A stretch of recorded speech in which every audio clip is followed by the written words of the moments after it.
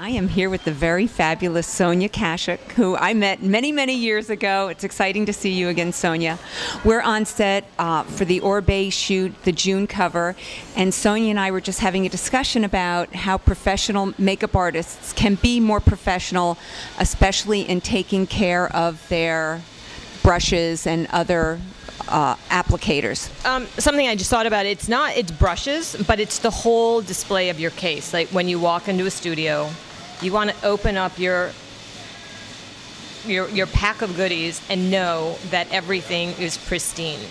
Whether you have any cracked makeup, clean it, keep your trays clean, keep the entire thing spotless. I have actually been notorious to have sent home assistants that have been on the set with me if they open up and the set looks somewhat dirty to me. It's just kind of freaks me out about, you're going onto someone's skin and face. So really, really important to have a clean working case. And within that set is your makeup brushes. I think that makeup brushes I wash after every single time I'm in the studio.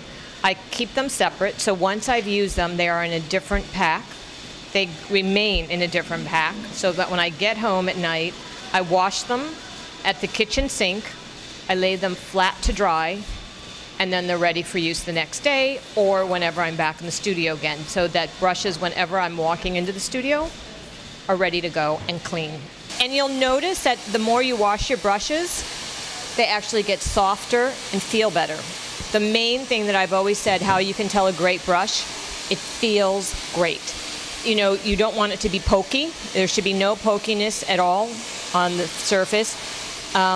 And it should feel like a cashmere sweater. It should feel that good. And that truly, like, if you were to set down brushes, just on feel, you'll be able to recognize the difference between a great brush and a not so good brush.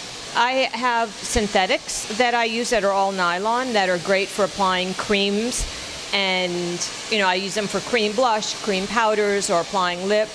And then the more natural hairs I like for powders. I feel like they have a better absorption. They hold the powder better. But I like, Super Goat is softer, Squirrel is soft, Pony is soft. But it's amazing because with a goat, which is supposedly a lesser hair quality, you can achieve, if it's processed correctly, you can achieve an incredible result and incredible softness. And don't let price dictate the quality of the brush. I'm here to tell you, I sell brushes with my line at Target from $1.99 to $19.99, and I will any day have them go up against a $60 brush. Carolina had very kind of a slitty eye with an amazing eyebrow. She has fantastic, fantastic eyebrows. So I actually wanted to play up that slittiness, so I thought if I go very dark above and below, it tends to even emphasize that more.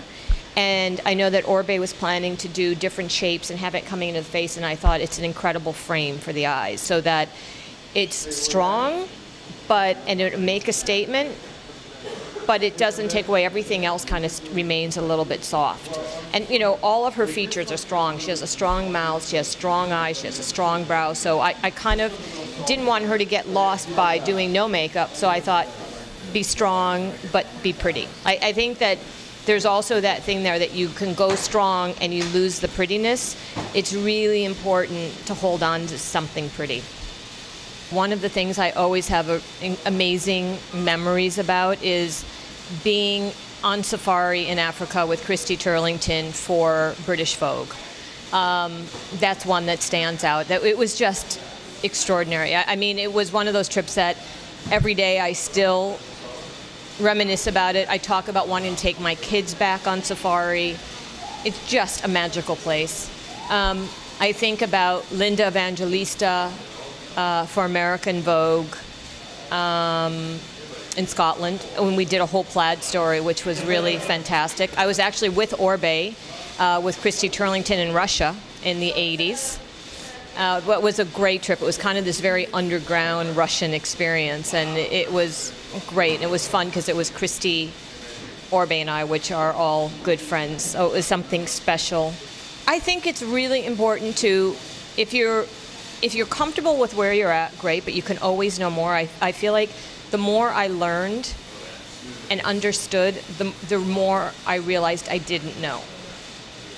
So I think that as you progress, when you first get into doing makeup, you're like, oh, this is easy, I can throw makeup on. But then you start realizing that it gets more and more difficult because there's more difficult things you can run into. You know, I think makeup artists today have a little more cheat room because of retouching. I didn't have that when I started.